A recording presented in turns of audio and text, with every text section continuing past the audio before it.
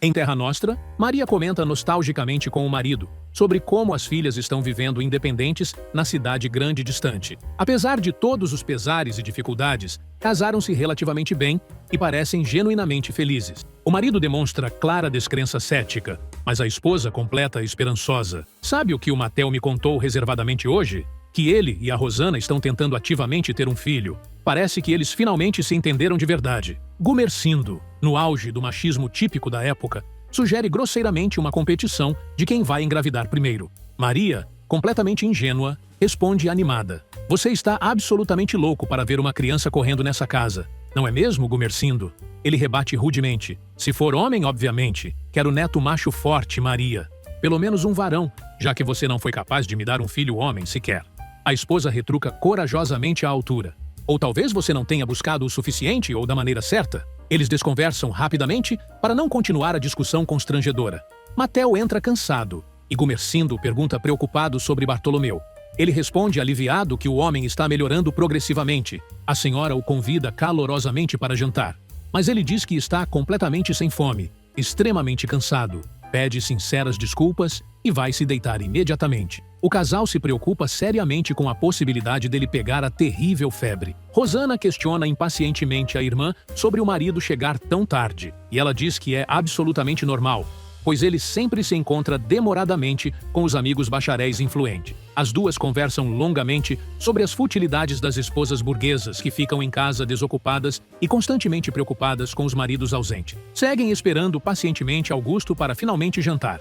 Altino elogia efusivamente a comida saborosa de Paola, e ela diz orgulhosa que aprendeu a cozinhar primorosamente com sua querida avó e sua dedicada mãe, ainda na distante Itália. Augusto insiste mais uma vez categoricamente que precisa ir embora imediatamente, mas Paola protesta dramaticamente, dizendo que ficará completamente sozinha e profundamente ofendida. As irmãs continuam pacientemente à espera de Augusto. Rosana, morrendo literalmente de fome, diz para jantarem logo de uma vez, mas a irmã pede esperançosa que aguardem apenas mais 10 minutos. Gumersindo entra decidido no quarto e começa a tirar metodicamente a roupa. Ele pergunta provocativamente se ela vai ficar apenas olhando. Ao notar o olhar inequívoco de desejo, ela responde maliciosamente: depois de tantos longos anos de casados, o que tem de mais eu admirar?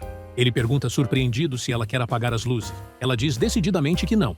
Ele pede que deite na cama. Ela se acomoda visivelmente ansiosa. Você deve estar achando que eu perdi completamente a vergonha, não é mesmo? Ele responde sinceramente que não, mas estranhou bastante o comportamento inusitado. A esposa mostra timidamente a camisola delicada e diz que é exatamente a mesma da primeira noite que se deitaram juntos, como marido e mulher. Ele ri alto, completamente incrédulo por ela ainda guardar sentimentalmente a peça e mais ainda por milagrosamente ainda servir. Ela fica visivelmente decepcionada com a reação. Ele pergunta curioso por que ela vestiu justamente aquela camisola. E ela explica emocionada que foi especialmente inspirada pelo beijo carinhoso na testa que recebeu naquela manhã memorável. Ele reflete profundamente sobre o descaso habitual com a esposa e como um gesto tão simples a emocionou tanto. Ele a abraça ternamente. Ela se aconchega confortavelmente em seu peito largo e chora copiosamente. Eles começam uma típica e acalorada discussão de casal experiente, sobre quem procura quem na cama e como um sempre foge do outro. Ela admite finalmente a vergonha que sempre teve em procurá-lo e diz que agora não tem mais nenhuma vergonha. Eles finalmente se beijam apaixonadamente. Gumersindo vai acender novamente a luz após a esposa afirmar ardentemente que o deseja como nunca. O marido de Juliana acaricia delicadamente sua barriga crescida e sente emocionado o bebê mexer vigorosamente. Ele promete solenemente nunca deixá-la sozinha e desamparada. Trocam sinceras e comoventes juras de amor eterno. Matteo está sentado vigilante ao lado da cama de Bartolo quando o amigo finalmente acorda confuso e pergunta o que ele faz ali àquela hora. Matteo responde calmamente que está cuidando dele enquanto a dedicada esposa descansa um pouco. Bartolo, ainda confuso e desorientado, pergunta preocupado o dia e a hora exata. Mas Matteo o tranquiliza filosoficamente. O que importa que dia é hoje, meu amigo? Fique absolutamente tranquilo, amigo querido. Você está literalmente renascendo para a vida. O homem humilde, tão acostumado à dura semi-escravidão, ri genuinamente aliviado, já pensando ansiosamente em voltar a trabalhar no dia seguinte sem falta. A esposa entra apressada no quarto, radiante de felicidade ao ver o marido finalmente acordado e aparentemente bem. Ele diz que está com muita fome acumulada. Eles se beijam carinhosamente e todos riem profundamente emocionados com o momento de alegria. Augusto passa a noite inteira fora de casa. De madrugada, quando a escuridão ainda domina o céu, Rosana vê a irmã esperando pacientemente por ele na sala mal iluminada e questiona preocupada se o marido faz sempre isso com ela. Ela diz resignada que às vezes acontece e que não vai perguntar absolutamente nada a ele sobre onde esteve durante toda a noite. Rosana diz carinhosamente para sua irmã ir descansar um pouco e sussurra determinada sozinha: "Pois eu vou procurar saber exatamente o que está acontecendo, minha querida irmã. Eu vou procurar saber a verdade." Leonora conta alegremente que Bartolo está visivelmente melhor e recuperado. Maria a libera gentilmente do serviço doméstico e pede que apenas se preocupe exclusivamente em cuidar bem do marido convalescente. Angélica diz esperançosa à irmã que talvez o marido ainda esteja retido na fazenda com o pai e que nem faça a menor ideia de que elas já chegaram à cidade. Rosana questiona desconfiada, mas a irmã desconversa habilmente, dizendo que as duas podem sair tranquilamente para passear e para ela conhecer melhor a cidade. Rosana sugere prudentemente que elas esperem Augusto chegar primeiro, e Angélica concorda prontamente. Juliana entra visivelmente aflita, dizendo nervosamente às empregadas que o homem misterioso da outra vez está lá fora novamente, parado no portão. Francesco conversa animadamente com Altino sobre a grave crise do café que assola a região. Altino reclama amargamente do governo incompetente e até defende, em tom nostálgico e saudosista, a volta imediata da monarquia. A conversa azeda rapidamente. Altino garante veementemente que não é mero choro de barriga cheia, e o clima político tenso da cidade entra em pauta, dizendo que há quem queira seriamente fundar um centro monarquista organizado. Francesco ironiza provocativamente: "Vai ver que a República Maldita também é culpada pela febre amarela devastadora nas fazendas." Marco Antônio pergunta, debochando abertamente: "Senhor Altino, o senhor é mesmo monarquista convicto?" Eles riem descontraidamente. Augusto chega finalmente em casa e fica genuinamente surpreso ao ver que a esposa chegou e ainda trouxe a irmã junto. Angélica questiona delicadamente porque o marido não voltou ontem à noite, e ele explica rapidamente: "Pois é, meu amor, mas eu fiquei pagiando diligentemente o meu pai, que também veio inesperadamente para São Paulo, fugindo da terrível febre, e acabei dormindo no hotel com ele por conveniência. Bom, isso não importa agora. O que realmente importa é que vocês estão aqui seguras, e isso me dá enorme e sincera alegria. Como eu lhe disse antes, seja muito bem-vinda à nossa casa, querida cunhada." "Ele vai tomar um banho demorado." Angélica diz aliviada à irmã que ela estava completamente errada em suas suspeitas. Gumercindo argumenta pensativo com Matel que talvez Bartolo não tenha realmente pego a febre amarela, já que se recuperou tão surpreendentemente rápido. Então muda abruptamente de assunto, dizendo que sua esposa disse entusiasmada que ele e Rosana estão se entendendo notavelmente melhor e estão seriamente pensando em ter um filho. Matel confirma timidamente. O sogro lembra, francamente, que o casamento do genro com sua filha nunca foi completamente do seu agrado inicial, mas que, conhecendo ele melhor agora, ele talvez esteja gradualmente mudando de opinião. Matel diz sinceramente que está começando a gostar genuinamente do sogro também. Leonora conta emocionada para a patroa de como está profundamente feliz com a milagrosa recuperação do marido e em como ele é verdadeiramente um homem bom e trabalhador. E completa, dizendo gratamente que a patroa e seu marido são pessoas extraordinariamente boas e generosas. Maria agradece humildemente. Do nada, o menino fofoqueiro solta maliciosamente o ditado popular: "Bem diz o velho ditado, que erva ruim, geada não mata nunca." Explica provocativamente quando Bartolo não entende: "Italiano é gente ruim mesmo." E completa maldosamente, dizendo que se ele fosse escravo, não estaria tomando sol tranquilamente. O italiano irritado manda o menino atrevido sair imediatamente dali. Bartolo fica resmungando indignado, reclamando amargamente do menino insolente. Juliana conta preocupada para Damião que aquele homem suspeito estava procurando ele insistentemente de novo. Ele conta gravemente que era o temido capitão do mato da fazenda e estava procurando desesperadamente sua irmã. Ele conta detalhadamente toda a história dramática sobre sua irmã e que ela já teve o filho secretamente, mas que o escondeu cuidadosamente para não ter que levar ao cruel dono da fazenda como havia prometido anteriormente.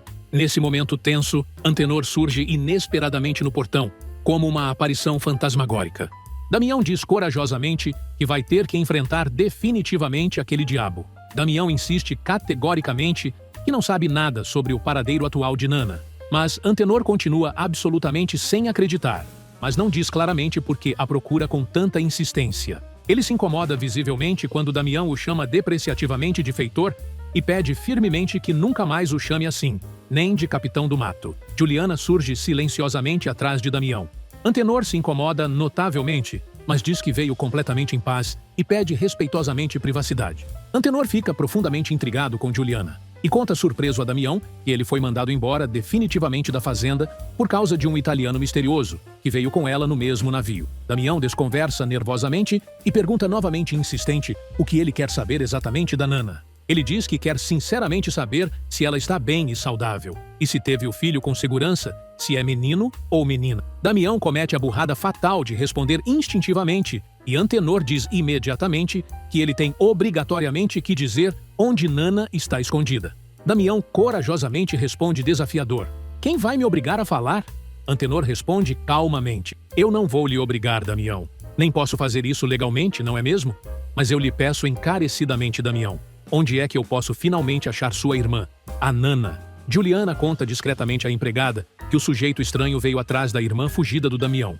Mariana comenta sombriamente que o pai da dona Janete tinha muitos negros cativos e judiavam cruelmente deles, assim como dela e sua pobre mãe. "Eu não devia estar lhe contando isso tudo, Juliana, mas contam horrorizado que os escravos lá da fazenda maldita do falecido, que o senhor Francesco herdou recentemente, queriam ver o próprio diabo pela frente, mas não queriam ver aquelas duas. E as pobres mucamas que lidavam diariamente dentro da casa grande tinham mais medo mortal da mãe e da filha do que o diabo da cruz." Ela explica detalhadamente que as mucamas indefesas muitas vezes eram as que mais sofriam terrivelmente, porque os homens não resistiam aos seus encantos naturais, e as mulheres ciumentas as puniam selvagemente. Conta ainda horrorizada que a megera cruel um dia chegou ao absurdo de cortar os mamilos de uma escrava fora por achar que ela estava se engraçando com seu marido.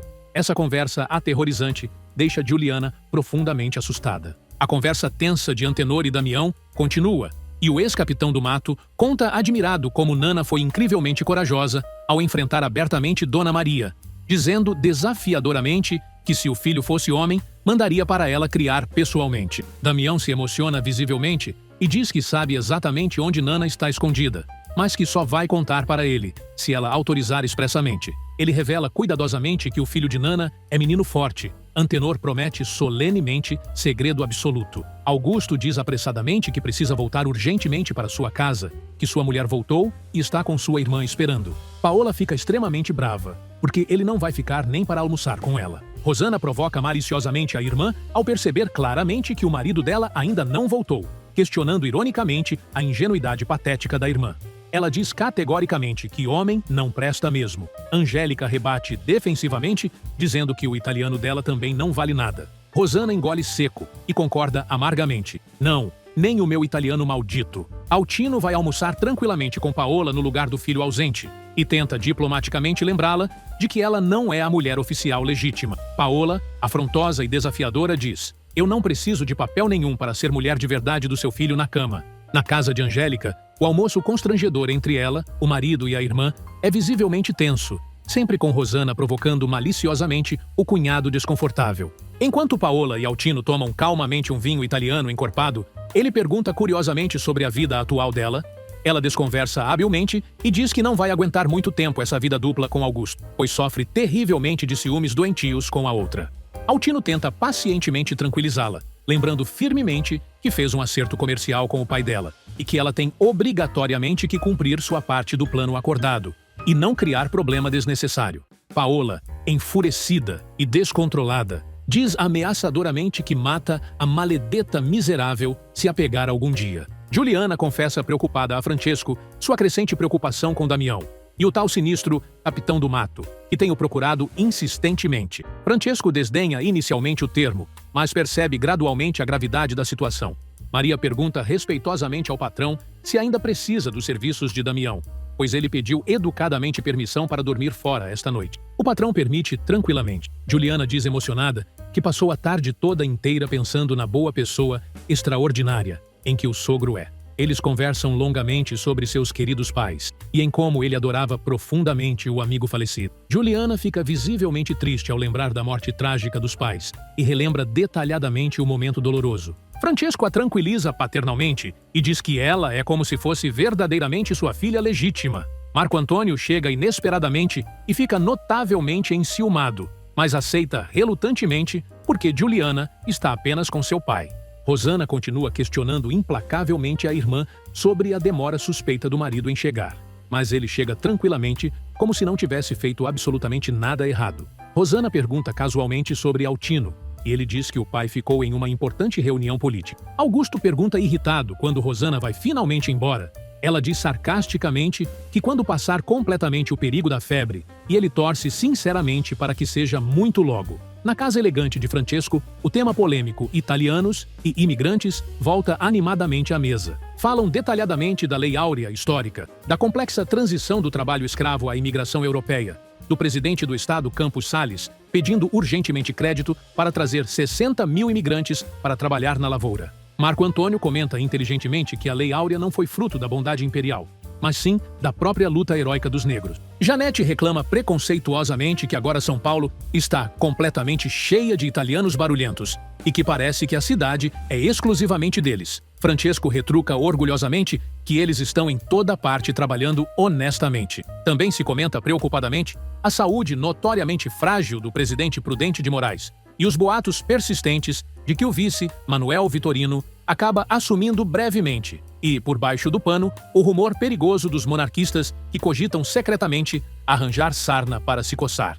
Marco Antônio fala seriamente sobre o boato crescente de grupos monarquistas organizados, e que Altino parece ser particularmente simpático a isso. Na fazenda distante, Matel e seu sogro discutem analiticamente se foi mesmo febre amarela o que derrubou Bartolo. Acham convincentemente que não, e decidem prudentemente que é hora de chamar Rosana de volta imediatamente. Amanhã você vai sem falta a São Paulo atrás dela, ordena categoricamente o patrão. O empregado protesta nervosamente, não conhece absolutamente nada da cidade grande, mas lembram oportunamente que Angélica deixou cuidadosamente o endereço completo de Augusto. Maria se depara incredulamente com sua lerdeza. Matel pergunta confuso: "E como é que eu vou atrás da minha própria mulher assim?"